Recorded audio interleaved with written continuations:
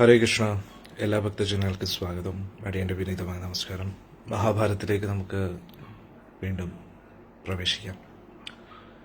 രാവിലെ നമ്മൾ ഭീഷ്മർ ശിഖണ്ഡിയെക്കുറിച്ച് പറയുന്നതായിരുന്നു നമ്മൾ കേട്ടത്. ശിഖണ്ഡിയുടെ പൂർവ്വജന്മം അംബ എങ്ങനെയാണ് ശിഖണ്ഡിയായത്, അതൊക്കെ നമ്മൾ പഠിച്ചു. പുതിയ പുതിയ കാര്യങ്ങൾ നമുക്ക് മനസ്സിലാക്കാൻ കഴിഞ്ഞു. ശിഖണ്ഡി എത്രത്തോളം ശക്തനായിട്ടുള്ളൊരു യോദ്ധാവാണ് എന്ന് നമ്മൾ പഠിച്ചു.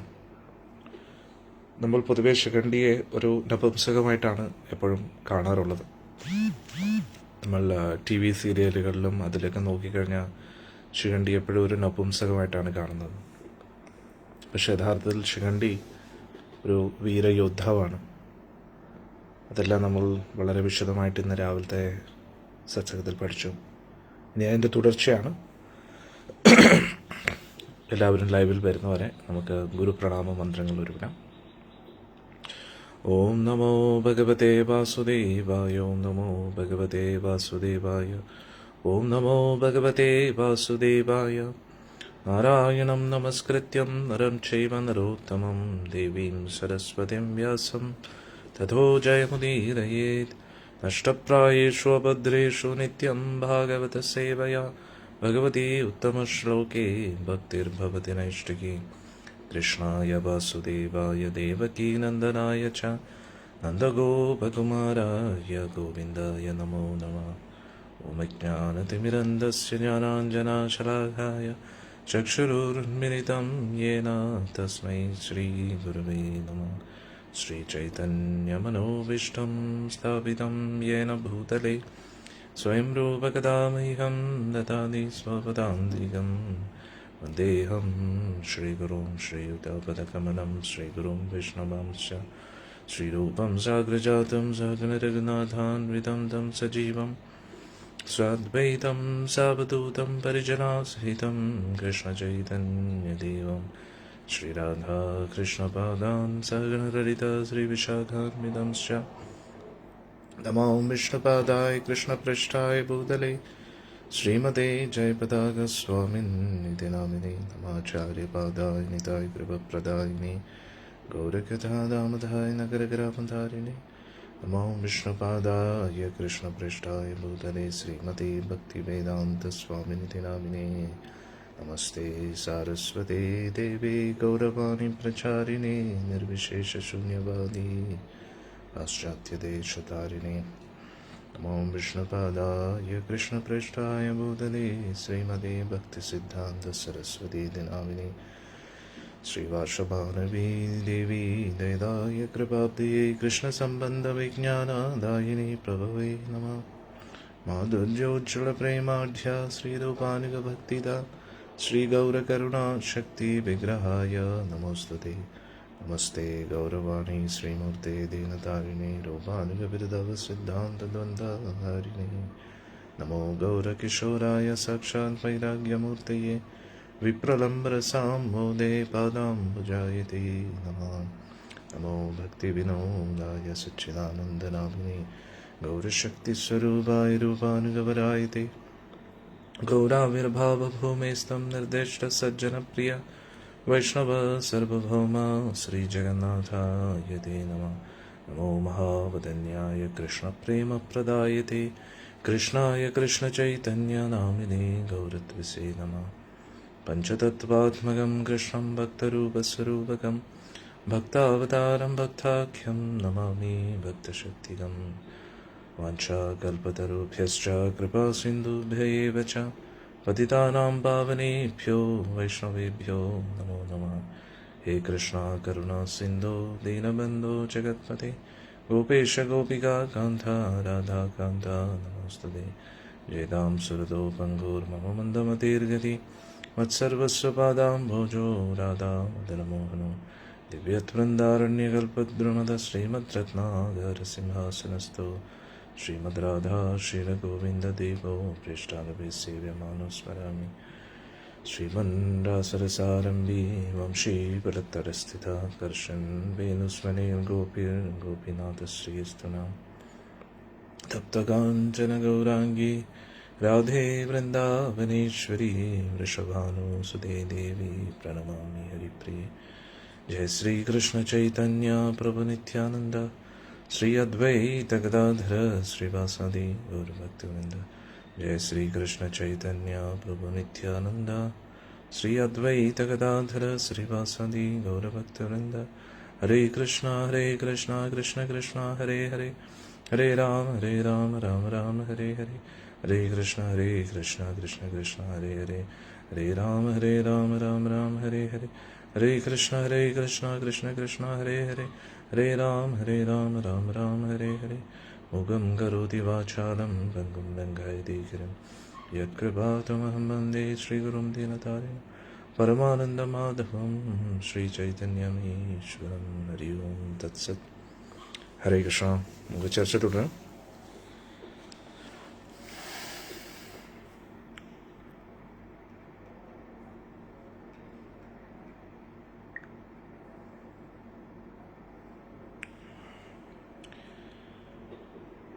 ഇന്ന് രാവിലെ നമ്മൾ ചർച്ച ചെയ്തത് ഭീഷ്മര് ശിഖണ്ഡിയെക്കുറിച്ചുള്ള കാര്യങ്ങൾ പറയുകയാണ്. ശിഖണ്ഡി അമ്പ എങ്ങനെയാണ് ശിഖണ്ഡി ആയതെന്നൊക്കെ അതെല്ലാവർക്കും ഓർമ്മയുണ്ടല്ലോ അല്ലേ. പിറ്റേ ദിവസം അതിരാവിലെ തന്നെ നമ്മൾ അടുത്ത അധ്യായമാണ്. അടുത്ത അധ്യായത്തിൽ എല്ലാവരും യുദ്ധത്തിലേക്ക് കടക്കുകയാണ്. പിറ്റേ ദിവസം രാവിലെ തന്നെ യുധിഷ്ഠിര മഹാരാജ് അദ്ദേഹത്തിൻ്റെ അവസാനത്തെ തയ്യാറെടുപ്പുകളൊക്കെ ആരംഭിച്ചു. അദ്ദേഹത്തിൻ്റെ ചാരന്മാർ ദുര്യോധൻ്റെ ശിബിരത്തിൽ നടന്ന എല്ലാ കാര്യങ്ങളും, തലേ ദിവസം വൈകുന്നേരത്ത് നടന്ന എല്ലാ കാര്യങ്ങളും വന്നറിയിക്കുകയാണ്.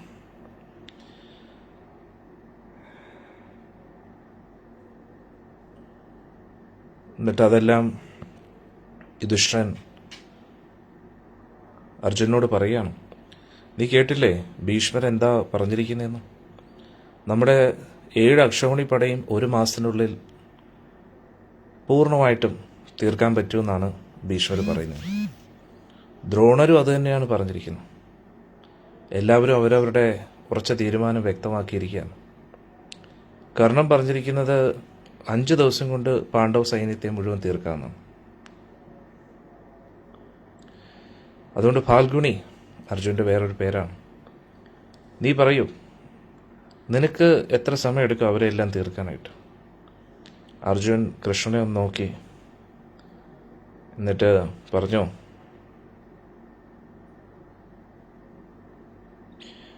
കൗരവ യോദ്ധാക്കൾ തീർച്ചയായിട്ടും നല്ല നൈപുണ്യമുള്ള യോദ്ധാക്കളാണ്. പക്ഷെ അങ്ങ് ഭയപ്പെടേണ്ട. നമ്മുടെ ശത്രുക്കൾക്ക് ഒരിക്കലും നമ്മളെ തോൽപ്പിക്കാൻ കഴിയില്ല. സാക്ഷാൽ ഭഗവാൻ നമ്മുടെ കൂട്ടത്തിലുണ്ട്. ത്രിലോകങ്ങൾ മൊത്തത്തിൽ എനിക്ക് ഒറ്റ നിമിഷം കൊണ്ട് തീർക്കാൻ കഴിയും. എൻ്റെ ഈ മഹാദേവൻ്റെ പശുപതാസ്ത്രമുണ്ട്. അതിലൂടെ മാത്രം എനിക്ക് സമ്പൂർണ്ണ സൃഷ്ടിയെ തീർക്കാൻ കഴിയും. കൗരവ പടയിലുള്ള ആർക്കും ഈ അസ്ത്രത്തെക്കുറിച്ച് അറിയാൻ കഴിയില്ല. തീർച്ചയായിട്ടും എനിക്ക് ഈ അസ്ത്രം അവർക്കെതിരെ ഉപയോഗിക്കുന്നത് അത് ശരിയാകത്തില്ല, അതിൻ്റെ ആവശ്യം വരത്തില്ല. നമ്മുടെ ബാഹുബലം കൊണ്ട് തന്നെ നമുക്ക് യുദ്ധം ജയിക്കാൻ കഴിയുന്നു.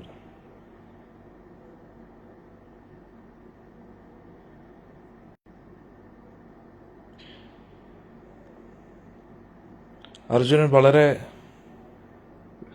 ഡീറ്റെയിൽ ആയിട്ട് വിശദീകരിച്ച് പറഞ്ഞു.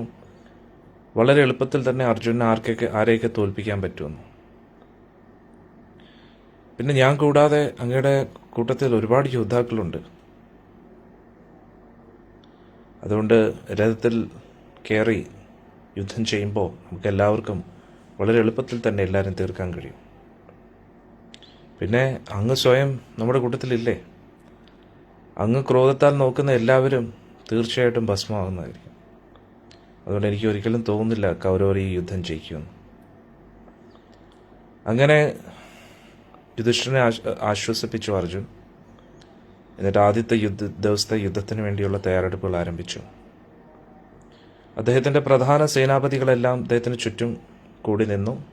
അവരുടെ കവചങ്ങളൊക്കെ ധരിച്ച് എല്ലാവിധ ആചാരാനുഷ്ഠാനങ്ങൾ കഴിഞ്ഞു.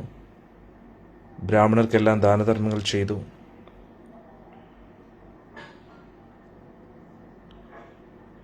അവരുടെ പ്രിയപ്പെട്ട വാള് അരയിലിങ്ങനെ കുത്തിവെച്ചിട്ടുണ്ട്. എന്നിട്ട് ഓരോരുത്തരായിട്ട് അവരുടെ ശിബിരത്തിൽ നിന്നും സൈന്യവ്യൂഹത്തിൻ്റെ ഭാഗമാകാൻ തയ്യാറായിട്ട് നിന്നു.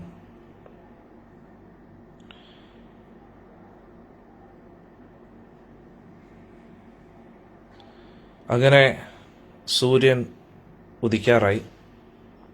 കുരുക്ഷേത്ര ഭൂമി രണ്ട് പക്ഷവും സൈന്യത്തെ കൊണ്ട് നിറഞ്ഞു. രണ്ട് ഭാഗത്തും രണ്ട് പ്രത്യേകം സമുദ്രത്തെ പോലെ സൈനികരായിരുന്നു. ആ സൈനികരുടെ ശബ്ദം ആകാശം മുഴുവൻ നിറഞ്ഞു എന്നുള്ളതാണ്. എല്ലാം തയ്യാറായതിനു ശേഷം യുധിഷ്ഠിരൻ ശിബിരത്തിൽ നിന്ന് ഇറങ്ങുകയാണ്. ഒപ്പം മറ്റ് സഹോദരങ്ങളും ഭഗവാൻ കൃഷ്ണനും.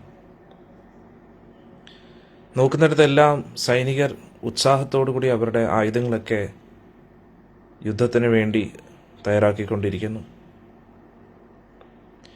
പാണ്ഡവരും ഭഗവാൻ കൃഷ്ണനും രഥത്തിലേക്ക് കയറിയപ്പോൾ ബ്രാഹ്മണർ യുധിഷ്ഠിരനെയും സ്തുതിച്ചുകൊണ്ടിരിക്കുന്നു, ഭഗവാൻ കൃഷ്ണനെയും പ്രാർത്ഥിച്ചുകൊണ്ടിരിക്കുന്നു.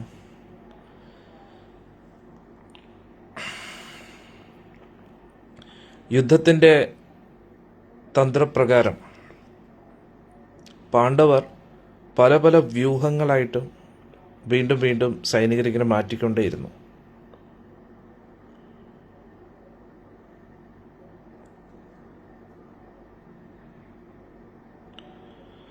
എന്നിട്ട് പ്രധാന സേനാപതി ചുറ്റും കറങ്ങി കൗരവരെ നിരീക്ഷിക്കുന്നു, പാണ്ഡവരെ നിരീക്ഷിക്കുന്നു. ഇതിന് മറുപടിയായിട്ട് കൗരവരും അവരുടെ സൈന്യത്തെ പല പല വ്യൂഹങ്ങളായിട്ട് തയ്യാറാക്കാൻ തുടങ്ങി. അതുകൊണ്ട് ഏത് വ്യൂഹത്തിലായിരിക്കും ആക്രമിക്കുന്നതെന്ന് അവർക്ക് മനസ്സിലാവാത്ത രീതിയിൽ പല പല വ്യൂഹങ്ങൾ ഇങ്ങനെ തയ്യാറാക്കിക്കൊണ്ടേയിരിക്കുകയാണ്. അങ്ങനെ പടയാളികളെല്ലാം അവിടെ അങ്ങോട്ടും ഇങ്ങോട്ടും കറങ്ങുമ്പോൾ അവരുടെ കാലിലടിയിൽ നിന്നുള്ള മണ്ണ് അവിടെ വലിയൊരു മേഘം പോലെ പറക്കാൻ തുടങ്ങി. സൂര്യനെ കാണാത്ത വിധം ആ പൊടി കാരണം എല്ലാം നിറഞ്ഞു എന്നുള്ളതാണ്. ആയിരക്കണക്കിന് ആനകൾ അങ്ങോട്ടും ഇങ്ങോട്ടും അനങ്ങുമ്പോൾ ഭൂമി വിറയ്ക്കാൻ തുടങ്ങി.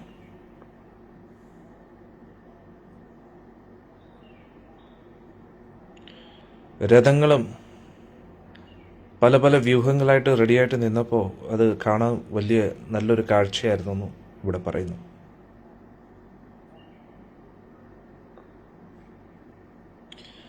ഈ സൈന്യ വ്യൂഹത്തിൻ്റെ പുറയിലായിട്ട് അവർക്ക് വേണ്ടിയുള്ള വിശ്രമ ശിബിരങ്ങളൊക്കെ എത്രയോ കിലോമീറ്റർ നീണ്ടു നിൽക്കുന്ന ശിബിരങ്ങളായിരുന്നു. പുതിയൊരു നഗരം അവിടെ തുടങ്ങിയോ എന്ന വിധത്തിലായിരുന്നു അവരുടെ എല്ലാ ശിബിരങ്ങളും. അവിടെ പാചകക്കാരുണ്ടായിരുന്നു, പലതരത്തിലുള്ള സേവകരുണ്ടായിരുന്നു. അവർക്ക് യുദ്ധത്തിന് വേണ്ടുന്ന എല്ലാ ആവശ്യകമായിട്ടുള്ള വസ്തുവകകളെല്ലാം അവിടെ കടകളുടെ രൂപത്തിൽ അവിടെ ഉണ്ടായിരുന്നു. എല്ലാവരും യുദ്ധത്തിനായിട്ട് തയ്യാറായിട്ട് നിൽക്കുകയായിരുന്നു. സൂര്യാസ്തമയം വരെ യുദ്ധം തുടർന്നുകൊണ്ടേയിരിക്കും. അങ്ങനെ ഇരുപക്ഷത്തെ സൈന്യവും നേർക്കുനേർ വന്നു. ലക്ഷക്കണക്കിന് ശംഖുകളുടെ ആ ശബ്ദം ആകാശം മുഴുവൻ നിറഞ്ഞു എന്നുള്ളതാണ്. കൊട്ടുമേളങ്ങളും പല പല ഊത്തുകളും ആ ശബ്ദവും പിന്നെ ആനകളുടെ ശബ്ദവും ഇതെല്ലാം ആകാശം മൊത്തം നിറഞ്ഞു എന്നുള്ളതാണ്. അസംഖ്യം കൊടി, രഥത്തിൻ്റെ മുകളിലുള്ള കൊടി പറന്നുകൊണ്ടേയിരിക്കുന്നു. അത് എന്തോ ഒരു ആഘോഷം നടക്കുന്ന രീതിയിലായിരുന്നു ആ കൊടികളെല്ലാവരും. ഇരുപക്ഷത്തെയും സേനാനായകന്മാർ മുന്നോട്ട് വന്നിട്ട് യുദ്ധത്തിൻ്റെ നിയമങ്ങൾ തമ്മിൽ ചർച്ച ചെയ്തത് ഉറപ്പിച്ചു.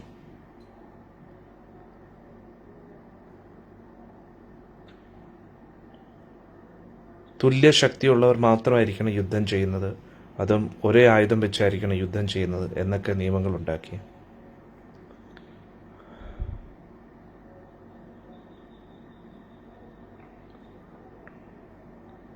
പിന്നെ വെല്ലുവിളിക്കാതെ ആരും യുദ്ധം ചെയ്യാൻ പാടില്ല. ആദ്യം എതിരാളിയെ വെല്ലുവിളിക്കണം, അറിയിക്കണം ഞാൻ യുദ്ധം ചെയ്യാൻ പോവുകയാണ്, നിന്നെ ആക്രമിക്കാൻ പോവുകയാണ്, എന്നിട്ടായിരിക്കണം യുദ്ധം ചെയ്യേണ്ടത്.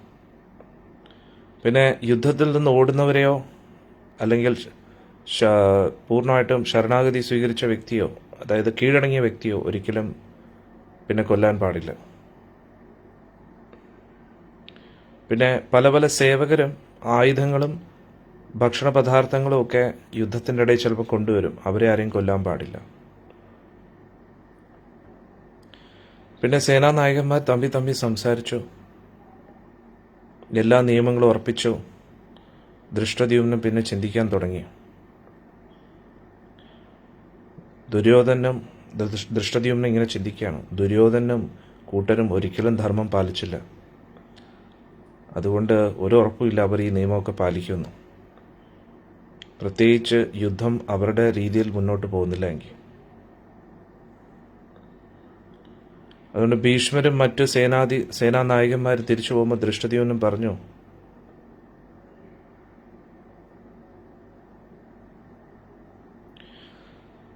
നമ്മൾ ഈ നിയമങ്ങളെയൊക്കെ അംഗീകരിക്കുന്നു, പക്ഷേ എൻ്റെ ഒരു നിബന്ധനയുണ്ട്.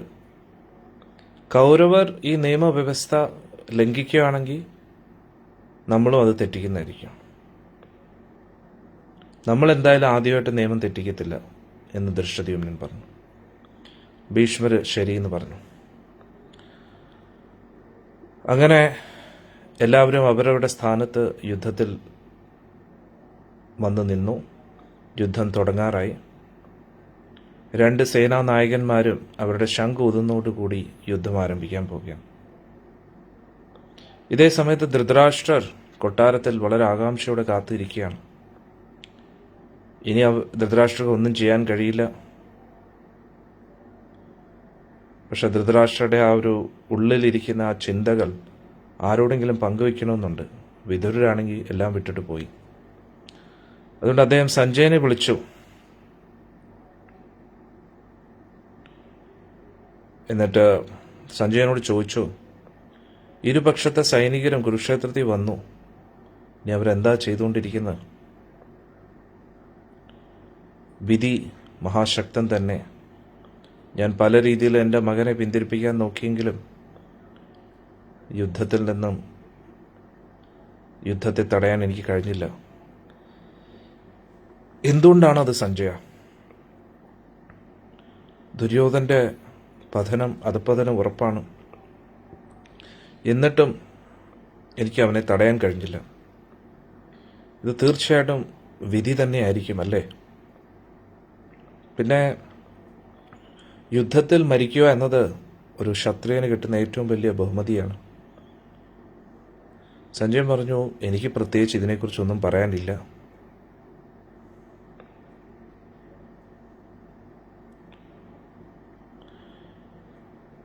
കാരണം ഇതിനു മുമ്പേ സഞ്ജയൻ എത്രയോ പ്രാവശ്യം പറഞ്ഞിരിക്കുന്നു, ഈ യുദ്ധത്തിന് കാരണക്കാരൻ ദുര്യോധൻ മാത്രമല്ല, രാജാവ് സ്വയം കൂടെയാണ്.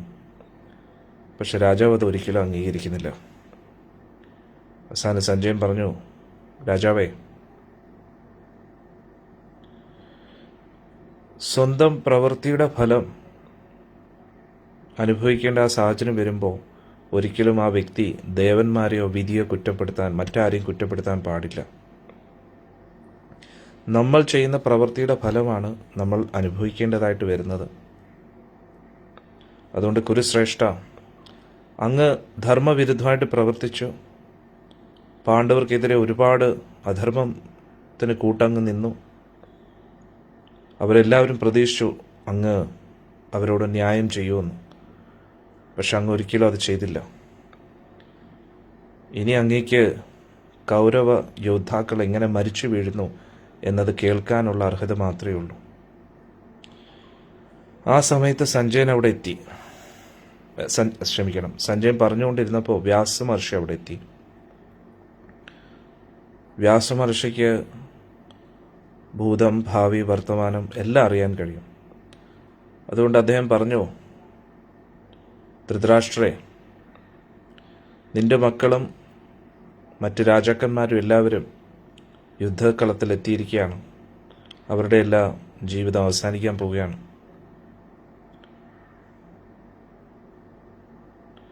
അതുകൊണ്ട് അവരെല്ലാവരും തമ്മി കൊല്ലാൻ പോവുകയാണ്. അതുകൊണ്ട് മോനെ, നിനക്ക് യുദ്ധം നേരിട്ട് കാണാൻ താല്പര്യമുണ്ടെങ്കിൽ ഞാൻ അതിനുള്ള അനുഗ്രഹം തരാം. അപ്പോൾ ധൃതരാഷ്ട്ര പറഞ്ഞു, മഹർഷേ, ഞാൻ എൻ്റെ മക്കൾ മരിക്കുന്നതായിട്ട് നേരിട്ട് കാണാൻ ആഗ്രഹിക്കുന്നില്ല, പക്ഷെ ഞാനത് അറിയാൻ ആഗ്രഹിക്കുന്നു. അപ്പോൾ ഉടൻ തന്നെ വ്യാസമഹർഷി പറഞ്ഞു, എങ്കിൽ ഞാൻ സഞ്ജയന് ആ ദിവ്യദൃഷ്ടി കൊടുക്കാം. എൻ്റെ അനുഗ്രഹത്താൽ സഞ്ജയൻ ഇവിടെ ഇരുന്നു കൊണ്ട് കുരുക്ഷേത്രത്തിൽ നടക്കുന്ന എല്ലാ കാര്യങ്ങളും അറിയാൻ കഴിയും.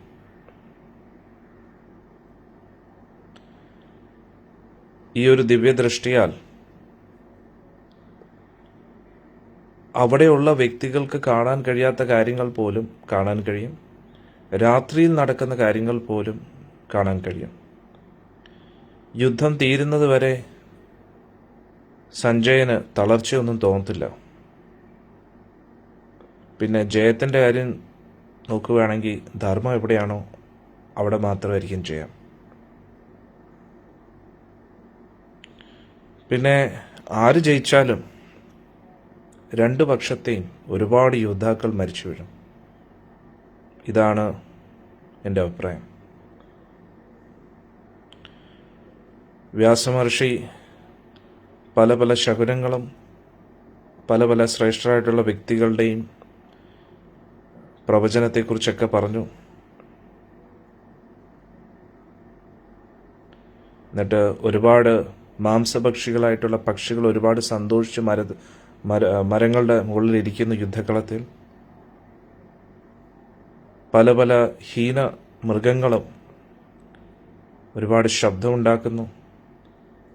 കഴുകനും തെക്ക് ദിശയിലേക്ക് ഇങ്ങനെ പറക്കുന്നു.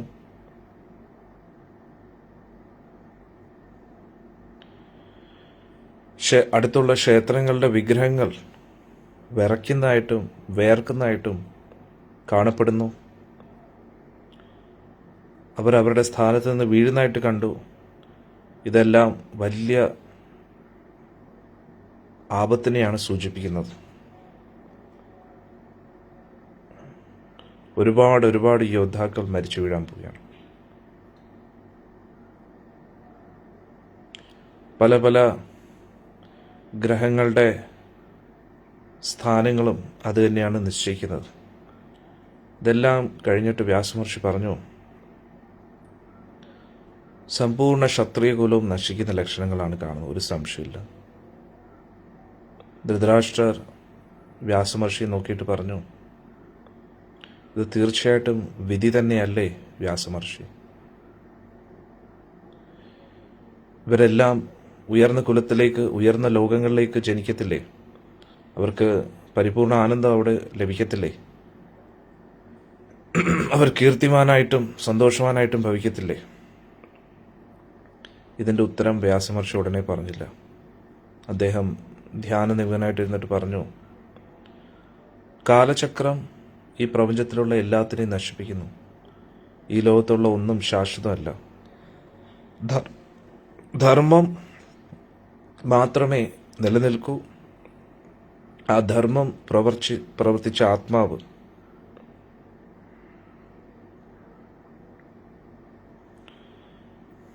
ബാക്കിയെല്ലാം നശിച്ചാലും ആത്മാവ് നശിക്കുന്നില്ല. ആ ആത്മാവ് ചെയ്ത ധാർമ്മിക പ്രവൃത്തികളും നശിക്കുന്നില്ല. അതുകൊണ്ട് നിന്റെ മക്കളെ ധർമ്മത്തിലേക്ക് നയിക്കൂ. ഭഗവാൻ കൃഷ്ണൻ പറയുന്ന ആ വഴിയിലേക്ക് നയിക്കൂ. അദ്ദേഹമാണ് ശരിയായിട്ടുള്ള വഴി നമുക്ക് പറഞ്ഞു നൽകുന്നത്. പക്ഷെ നീ അത് സ്വീകരിച്ചില്ല. അതുകൊണ്ട് സ്വന്തം ബന്ധുക്കളെ കൊല്ലുന്നതിലൂടെ എന്ത് നന്മയാണ് നീ പ്രതീക്ഷിക്കുന്നത്? വേദങ്ങൾ അതെപ്പോഴും അതിനെ തള്ളിക്കളയുകയാണ്. അതിനെ ഏറ്റവും വലിയ ഹീനപ്രവൃത്തിയായിട്ടാണ് പറയുന്നത്. ഇനിയും അതിനെ തടയാൻ നിനക്ക് കഴിയും എൻ്റെ മക്കളെ. പക്ഷെ നീ അത് ചെയ്യത്തില്ല. കാരണം നിനക്ക് നിന്റെ രാജ്യത്തിനോടാണ് ആസക്തി. നിന്റെ എല്ലാ ധാർമ്മിക പുണ്യവും സുകൃതിയും നഷ്ടപ്പെട്ടുകൊണ്ടിരിക്കുകയാണ്. നിന്റെ മകൻ സാക്ഷാൽ നിന്റെ കുലത്തിൻ്റെ അന്തകനായിട്ട് മാറിയിരിക്കുകയാണ്. ഈ കുരുവംശത്തെ മുഴുവൻ നശിക്കുകയാണ്. ഇതെല്ലാം കേട്ടിട്ട് ധൃതരാഷ്ട്ര തല ഇങ്ങനെ കുനിച്ചു വെച്ചിരിക്കുകയാണ്. എന്നിട്ട് അദ്ദേഹം പറഞ്ഞു, പാപത്താലും ലഭിച്ച ഈ ഒരു രാജ്യം കൊണ്ട് നിനക്ക് എന്ത് നേടാനാണ്? നിന്റെ പേരും നിന്റെ ധർമ്മവും നീ നിലനിർത്താൻ ശ്രമിക്കൂ. അതിലൂടെ മാത്രമേ നിനക്ക് സ്വർഗപ്രാപ്തി കിട്ടൂ. പാണ്ഡവർക്ക് അവരുടെ രാജ്യം കൊടുക്കുന്നതല്ലേ നല്ലത്? കൗരവർ സമാധാനത്തോടെ ഇരിക്കത്തില്ലേ? ധൃതരാഷ്ട്രർ ആകെ നാണം കെട്ടു വ്യാസമഹർഷിയുടെ മുമ്പിൽ. എന്നിട്ട് അദ്ദേഹം പറഞ്ഞു, ധൃതരാഷ്ട്രർ വ്യാസമഹർഷി പറയാണ്, അങ്ങേക്ക് അനന്തമായ ശക്തിയുണ്ട്. അങ്ങയുടെ വാക്കുകൾ ഒരിക്കലും തെറ്റാകത്തില്ല. ഞാനും അതറിയുന്നു. എനിക്കൊരിക്കലും പാപം ചെയ്യണമെന്ന് ആഗ്രഹമില്ല. പക്ഷെ എൻ്റെ മക്കൾ ഞാൻ പറയുന്ന കേൾക്കത്തില്ല. ഞാൻ എൻ്റെ കഴിവിൻ്റെ പരമാവധി ശ്രമിച്ചു. എന്നെ ഇങ്ങനെ തഴയരുത്. അങ്ങേക്ക് എൻ്റെ പേരും കീർത്തിയും യശസ്സും ധർമ്മവും സംരക്ഷിക്കാൻ പറ്റും. എന്നെ ഒരു സാധാരണ വ്യക്തിയായിട്ട് കാണണം. എൻ്റെ ഉദ്ദേശം വളരെ നല്ലതാണ്. പക്ഷേ എനിക്കധികം ശക്തിയില്ല. എന്നോട് കാരുണ്യം കാണിക്കണമെന്ന്.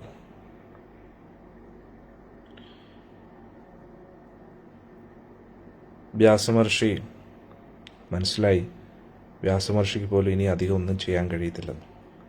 അതുകൊണ്ട് അത് എഴുന്നേറ്റിട്ട് പറഞ്ഞു, ശരി ധൃതരാഷ്ട്രേ, ഞാൻ പോവുകയാണ്. ഇനി അവസാനമായിട്ട് നിനക്ക് എന്തെങ്കിലും എന്നിൽ നിന്ന് കേൾക്കാനോ എന്ന് ആഗ്രഹമുണ്ടോ എന്നുള്ളത്. അന്നേരം ഉടനെ ധൃതരാഷ്ട്രർ പറഞ്ഞു, എനിക്ക് ഒരു കാര്യം അറിയാനുണ്ട്. ഏത് സൈന്യമാണ് ജയിക്കാൻ പോകുന്നത് എന്നത് തിരിച്ചറിയാൻ എന്തെങ്കിലും നിമിത്തങ്ങളുണ്ടോ? ഏത് ലക്ഷണങ്ങൾ വെച്ചിട്ടാണ് നമുക്ക് അറിയാൻ കഴിയുന്നത് ഏത് സൈന്യമാണ് ജയിക്കാൻ പോകുന്നത്? കാരണം ധൃതരാഷ്ട്രയുടെ ഉള്ളിൽ ഇപ്പോഴും സ്വന്തം മക്കൾ ജയിക്കൂ എന്നുള്ളൊരു പ്രതീക്ഷ ഉണ്ടായിരുന്നു. അതായത് സ്വന്തം മക്കൾ ജയിക്കുമെന്ന് എന്തെങ്കിലും ഒരു ലക്ഷണങ്ങൾ കാണാൻ സാധ്യതയുണ്ടോ? കാരണം കൗരവർ സൈന്യം എന്ന് പറയുന്നത് പാണ്ഡവരെ സൈന്യത്തെക്കാട്ടിയും ഇരട്ടി ആൾബലം ഉണ്ടായിരുന്നു. ഉടനെ ധൃതരാഷ്ട്രയുടെ മനസ്സ് മനസ്സിലാക്കി വ്യാസമഹർഷി പറയുകയാണ്, ആൾബലം അല്ല യുദ്ധത്തിലെ ജയം നിശ്ചയിക്കുന്നത്.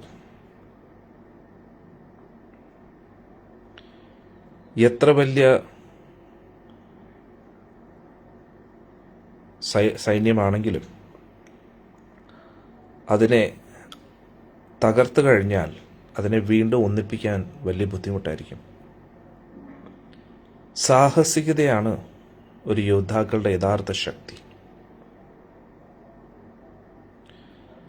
50 യോദ്ധാക്കൾ, നല്ല പരിശീലനം ലഭിച്ച 50 യോദ്ധാക്കൾ, ഒരിക്കലും പിന്തിരിയാത്ത 50 യോദ്ധാക്കൾ മതി വലിയൊരു സൈന്യത്തെ നശിപ്പിക്കാനായിട്ട്. വലിയൊരു സൈന്യത്തെ നശിപ്പിക്കാൻ ഒരിക്കലും പിന്തിരിയാത്ത നല്ല കഴിവുള്ള 50 പേര് മതി. അതുകൊണ്ട് യുദ്ധത്തിൽ ആര് ജയിക്കും എന്നത് ഒരിക്കലും പറയാൻ കഴിയില്ല. അതുകൊണ്ട് ശാന്തിയിലേക്ക് തിരിയുന്നതാണ് ഏറ്റവും ഉത്തമം. ഒത്തുതീർപ്പിലൂടെ തിരിയുന്നതാണ് ഏറ്റവും ഉത്തമം. അല്ലാതെ പക, വഴക്ക്, വിദ്വേഷത്തിലൂടെ ഒന്നും നേടാനില്ല. യുദ്ധത്തിലൂടെ നേടുന്ന എല്ലാം നാശം മാത്രമായിരിക്കും. യുദ്ധത്തിൽ ജയിക്കുന്നവർ പോലും വലിയ വലിയ നാശനഷ്ടങ്ങൾ സഹിക്കേണ്ടി വരും. എന്നിട്ട് ഋഷി അവിടെ നിന്ന് പോവുകയാണ്. ധൃതരാഷ്ട്രർ വീണ്ടും കുറ്റബോധത്താൽ വിഷമിച്ചിരിക്കുകയാണ്. സഞ്ജയൻ കുരുക്ഷേത്രത്തിൽ നടക്കുന്ന കാര്യങ്ങൾ ധൃതരാഷ്ട്രർക്ക് പറഞ്ഞു കൊടുക്കുകയാണ്.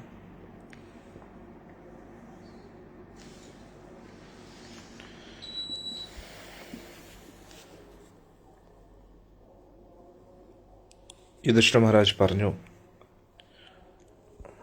യുദ്ധകളത്തിൽ യുധിഷ്ഠിരൻ അർജുനോട് പറയാം, നമ്മുടെ ശത്രു സൈന്യത്തെ വെച്ച് നോക്കുമ്പോൾ നമ്മുടെ സൈന്യം വളരെ കുറവാണ്. അങ്ങനെയുള്ള സ്ഥിതിക്ക് ബൃഹസ്പതി പറഞ്ഞിട്ടുള്ളത് സൂചി വ്യൂഹമാണ്. അതുകൊണ്ട് എത്രയും പെട്ടെന്ന് നമ്മുടെ സൈന്യത്തെ ആ ഒരു വ്യൂഹമായിട്ട് രചിച്ചോളൂ. അതോ വേറെ ഏതെങ്കിലും ഉപായം നിനക്ക് തോന്നുന്നുണ്ടോ? അർജുനൻ തല മുതൽ കാല് വരെ ശക്തമായിട്ടുള്ളൊരു കവചത്തിൽ നിൽക്കുകയാണ്, കയ്യിൽ ഗാണ്ഡീവം പിടിച്ചുകൊണ്ട്.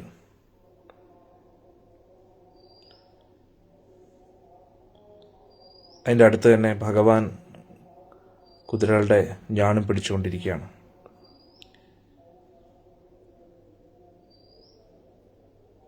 അങ്ങനെ അർജുൻ യുധിഷ്ഠിരനെ നോക്കിയിട്ട് പറഞ്ഞു, എനിക്ക് തോന്നുന്നു നമ്മുടെ സൈന്യത്തെ നമ്മൾ ഒരിക്കലും ഭേദിക്കാൻ കഴിയാത്ത വജ്രത്തിൻ്റെ വ്യൂഹമായിരിക്കും നല്ലതെന്ന്. ഇത് സാക്ഷാൽ ദേവേന്ദ്രൻ രചിച്ചതാണ്. അതിൻ്റെ ഏറ്റവും മുന്നിൽ ഭീമനെ നമുക്ക് ഇതിൻ്റെ നേതൃത്വം കൊടുക്കാം. ഭീമനെ കാണുമ്പോൾ തന്നെ ശത്രു സൈന്യം ഓടും, സിംഹത്തെ കാണുമ്പോൾ മൃഗങ്ങൾ ഓടുന്ന പോലെ. ഭീമന്റെ നേരെ നോക്കാൻ ധൈര്യം ആർക്കും ഇല്ല. അങ്ങനെ അർജുൻ രഥത്തിൻ്റെ മേൽ കയറി വജ്രവ്യൂഹത്തിനുള്ള തയ്യാറെടുപ്പുകൾ ആരംഭിച്ചു. ഉടൻ തന്നെ പ്രധാനപ്പെട്ട തേരാളികളെല്ലാവരും വജ്രവ്യൂഹം തയ്യാറാക്കുകയാണ്. ഭീമൻ അതിൻ്റെ പ്രധാന ഘട്ടങ്ങളിൽ ഭീമൻ, ദൃഷ്ടദ്യുമ്നൻ, നകുലൻ, സഹദേവൻ, ദൃഷ്ടകേതു ഇവരൊക്കെ പ്രധാന സ്ഥാനത്ത് നിൽക്കുകയാണ്. ലക്ഷക്കണക്കിന് പടയാളികൾ വാള്, കുന്തം, മഴു എല്ലാം പിടിച്ചുകൊണ്ട് അവരുടെ സേനാനായകന്മാർ പറയുന്നത് കേട്ട് നിൽക്കുകയാണ്. നല്ല സ്റ്റീലിൻ്റെ കവചം ധരിച്ചിരിക്കുന്ന ഒരുപാട് ആയിരക്കണക്കിന് ആനകൾ അങ്ങോട്ടും ഇങ്ങോട്ടും നടക്കുകയാണ്.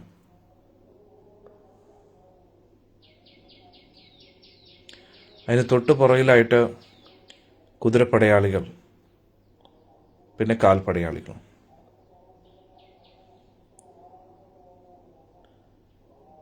അതിൻ്റെ പുറകിൽ വിരാട് രാജാവുണ്ട്. വിരാട് രാജാവിൻ്റെ കൂട്ടത്തിൽ അദ്ദേഹത്തിൻ്റെ ഒരു അക്ഷൗണി പടയുണ്ട്. നകുലനും സഹദേവനും ഇടതും വലതും ഭാഗം സംരക്ഷിക്കുകയാണ്. അഭിമന്യുവും ദ്രൗപദി പുത്രന്മാരും മുന്നിൽ നിന്ന് സംരക്ഷിക്കുകയാണ്. അതിന് തൊട്ടു പുറമെയായിട്ട് ശിഖണ്ഡി അർജുനും ഭീഷ്മരെ കൊല്ലാൻ ഉറച്ച തീരുമാനത്തോടുകൂടി നിൽക്കുകയാണ്. യുധിഷ്ഠിരൻ സൈന്യത്തിൻ്റെ മധ്യത്തിലായിട്ട് നിൽക്കുകയാണ്. യുധിഷ്ഠിരന് ചുറ്റും ഒരുപാട് തേരാളികൾ ഉണ്ടെന്നുള്ളത് യുധിഷ്ഠിരനെ സംരക്ഷിക്കാനായിട്ട്.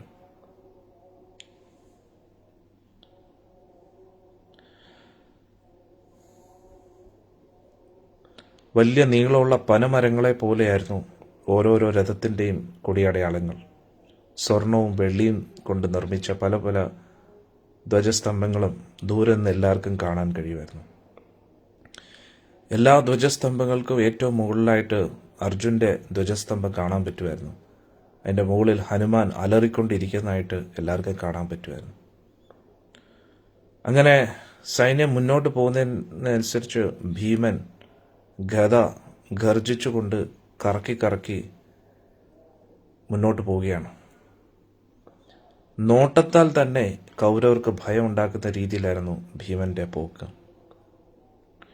എന്തിനേറെ പറയുന്നു, ഭീമന്റെ സ്വന്തം പടയാളികൾ പോലും ഭീമന്റെ അലർച്ച കേട്ട് ഭയപ്പെട്ടു എന്നുള്ളത്. അങ്ങനെ പാണ്ഡവ സൈന്യം വജ്രവ്യൂഹം തയ്യാറാക്കി ഇനി അവർ ആ ആജ്ഞയ്ക്ക് വേണ്ടി കാത്തിരിക്കുകയാണ്. ആജ്ഞാപിച്ചാൽ ഉടൻ തന്നെ മുന്നോട്ട് ആക്രമണം ആരംഭിക്കാനാണ്. ഇനി ഇരുപക്ഷത്തെയും സേനാനായകന്മാർ ശംഖൂതിയാൽ മാത്രം മതി യുദ്ധം തുടങ്ങുന്നതിന് മുമ്പേ. പാണ്ഡവർ കിഴക്ക് ദിശയിലേക്ക് നോക്കി. അവിടെ കൗരവ സൈന്യം വലിയ ഒരു സമുദ്രം പോലെ നിറഞ്ഞു നിൽക്കുകയാണ്. കണ്ണ് എവിടെയൊക്കെ പോകുന്നോ അവിടെയൊക്കെ സൈന്യം ഉണ്ടായിരുന്നു. വലിയൊരു കൊടുങ്കാറ്റ് അവിടെ വീശാൻ തുടങ്ങി. കൊച്ചു കൊച്ചു കല്ലുകളും എല്ലാം അതിൽ പറന്ന് അങ്ങോട്ടും ഇങ്ങോട്ടും വീഴാൻ തുടങ്ങി. കാർമേഘങ്ങളില്ലാതെ തന്നെ ഇടിവെട്ടുന്നതായിട്ട് എല്ലാവർക്കും തോന്നി. ഭൂമി വിറയ്ക്കുന്നതായിട്ട് തോന്നി. വലിയ പൊടി ആകാശത്ത് പറക്കുന്നതായിട്ട് തോന്നി, സൂര്യനെ കാണാത്ത വിധം. പാണ്ഡവരുടെ വജ്രവ്യൂഹം കണ്ടിട്ട് ഭീഷ്മര് കൗരവരെ അതിന് പകരമായിട്ടുള്ളൊരു വ്യൂഹം തയ്യാറാക്കാൻ വേണ്ടി ശ്രമിച്ചുകൊണ്ടിരിക്കുകയാണ്.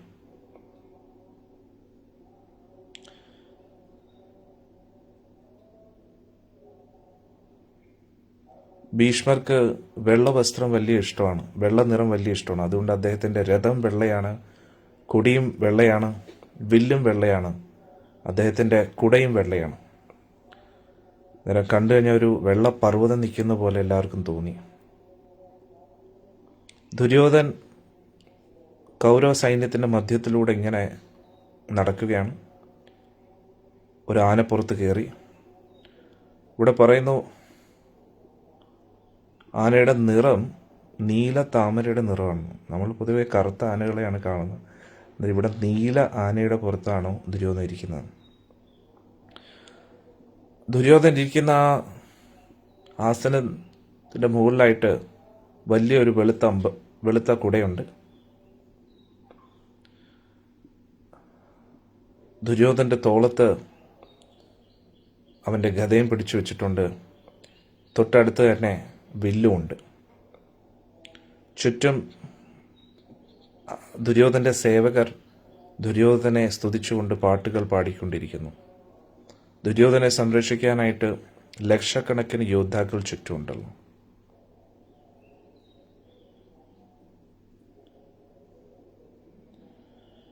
എല്ലാ ധൃതരാഷ്ട്രപുത്രന്മാരും ഭീഷ്മരുടെ നിരീക്ഷണത്തിലുള്ള ആ സൈനികൂട്ടത്തിൽ തന്നെയായിരുന്നു. ഭീഷ്മരുടെ ആജ്ഞയ്ക്കായിട്ട് അവരെല്ലാവരും കാത്തു നിൽക്കുകയായിരുന്നു. അസംഖ്യം രാജാക്കന്മാരും രാജകുമാരന്മാരും പല പല ലോകത്തുള്ള പല ഭാഗത്തിൽ നിന്നും അവിടെ ഒത്തുകൂടിയിട്ടുണ്ടായിരുന്നു. അവരെല്ലാം പാണ്ഡവ സൈന്യത്തിനെതിരെ യുദ്ധം ചെയ്യാനായിട്ട് മുന്നോട്ട് വന്നുകൊണ്ടിരിക്കുകയാണ്. അതിൻ്റെ എല്ലാം പുറകിൽ ദ്രോണാചാര്യൻ സ്വർണരഥത്തിൽ, ചുമന്ന കുതിരകൾ നയിക്കുന്ന സ്വർണരഥത്തിൽ മുന്നോട്ട് പോവുകയാണ്.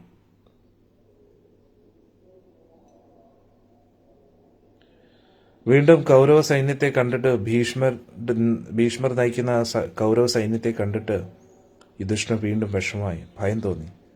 അർജുനോട് ചോദിച്ചു, അർജുന, ഭീഷ്മര് ശക്തമായിട്ടുള്ളൊരു വ്യൂഹമാണല്ലോ തയ്യാറാക്കിയിരിക്കുന്നത്. നമുക്ക് ഭീഷ്മരെ കീഴടക്കാൻ പറ്റുമെന്ന് തോന്നില്ല. അദ്ദേഹത്തിന് അസീമിതമായ ശക്തിയുണ്ട്. ഭീഷ്മരെ ആർക്കാണ് നേരിടാൻ കഴിയുക? നമ്മളെങ്ങനെയാണ് ജയിക്കുക? യുധിഷ്ഠിരൻ വളരെയധികം നിരുത്സാഹിതനായി.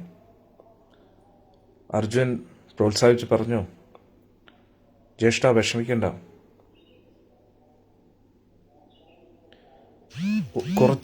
കുറച്ച് യോദ്ധാക്കൾ എങ്ങനെയാണ് വലിയൊരു സൈന്യത്തെ കീഴടക്കാൻ കഴിയുക എന്നതിനെക്കുറിച്ച് ഞാനൊരു കാര്യം പറയാം. ബൃഹസ്പതി ഇതിനെക്കുറിച്ച് പറയുന്നു. സൃഷ്ടിയുടെ പ്രാരംഭഘട്ടത്തിൽ ദേവന്മാരും അസുരന്മാരുമായിട്ടൊരു യുദ്ധം നടന്നിരുന്നു.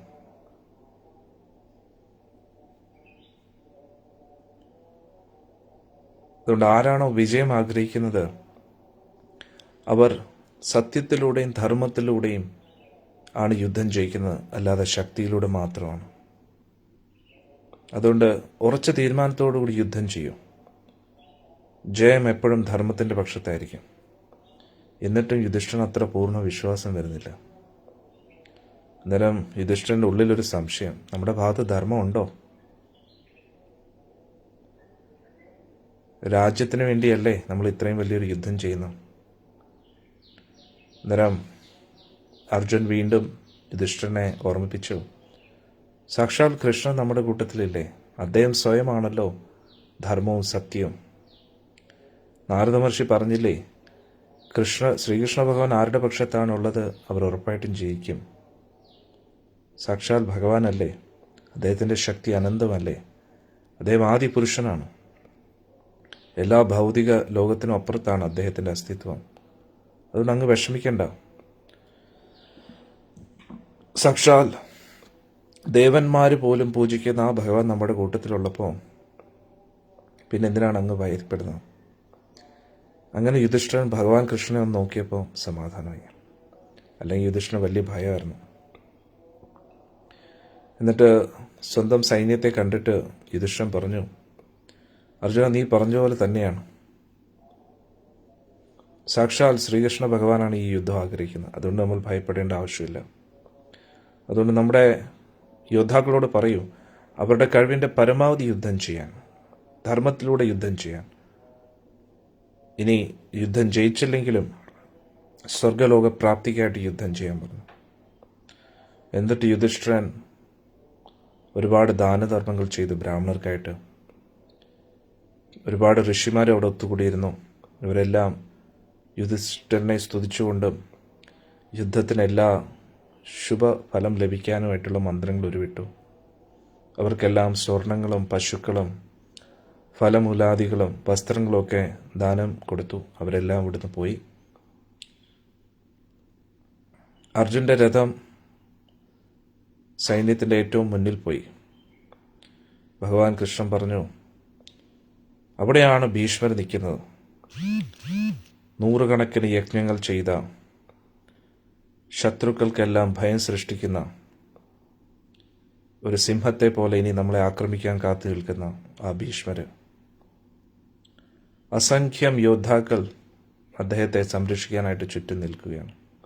അർജുന, നീ ഭീഷ്മരെ തന്നെ പ്രധാന ലക്ഷ്യമാക്കി വെക്കണം. കാരണം വേറെ ആർക്കും ഭീഷ്മരെ നേരിടാൻ കഴിയില്ല. ഭഗവാൻ കൃഷ്ണൻ അർജുനോട് പറഞ്ഞു, ദുർഗാദേവിയെ സ്തുതിക്കാൻ, അതിലൂടെ നിനക്ക് ശക്തി കിട്ടുമെന്ന് പറഞ്ഞു. അങ്ങനെ അർജുനൻ രഥത്തിൽ നിന്നിറങ്ങി മുട്ടുകുത്തിയിരുന്ന് കൈകൂപ്പി കിഴക്ക് ദിശയിലേക്ക് നോക്കി വേദങ്ങളിലൂടെ ലഭിച്ച ഒരു മന്ത്രം അർജുനൻ ഉരുവിടുകയാണ്. ആ മന്ത്രം പറഞ്ഞു തീർന്ന ഉടൻ തന്നെ ദുർഗാദേവി പ്രത്യക്ഷപ്പെട്ടു. ഒരു ദേവി പറഞ്ഞു, പാണ്ഡുപുത്ര, നീ തീർച്ചയായിട്ടും വിജയിക്കും. കാരണം സാക്ഷാൽ നാരായണനാണ് നിന്റെ കൂട്ടത്തിലുള്ളത്. അതുകൊണ്ട് ഒരു ശത്രുവിനും നിന്നെ തോൽപ്പിക്കാൻ കഴിയില്ല.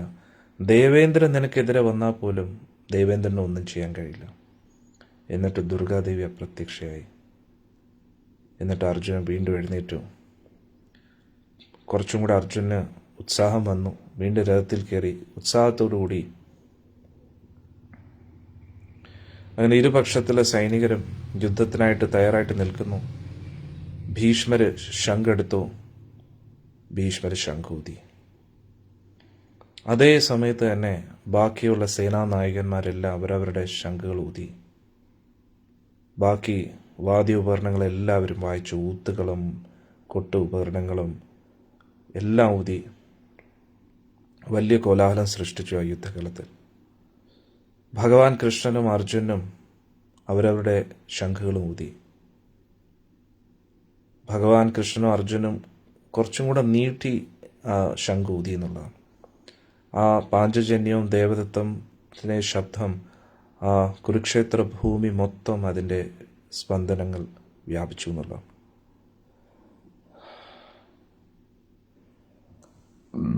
നാരായണ. ഭീമസേനനും നകുല സഹദേവന്മാരും അവരെല്ലാവരും അവരവരുടെ ശംഖൂതി എന്നുള്ളത്. പാണ്ഡവരുടെ ഈ ശംഖ്, ഭഗവാന്റെ ശംഖൊക്കെ കേട്ടപ്പോൾ കൗരവരുടെ ഹൃദയം തകരാൻ തുടങ്ങി. പക്ഷെ ഭീഷ്മർക്ക് പ്രത്യേക സന്തോഷം തോന്നി.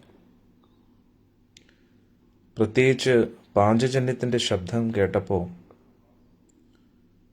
ഭീഷ്മരുടെ കണ്ണിൽ നിന്നും ധാരധാരയായിട്ട് കണ്ണീര് വന്നു. ഒരുപാട് സന്തോഷം തോന്നി ഭീഷ്മർക്ക് പാഞ്ചജന്യത്തിൻ്റെ ശബ്ദം കേട്ടപ്പോൾ.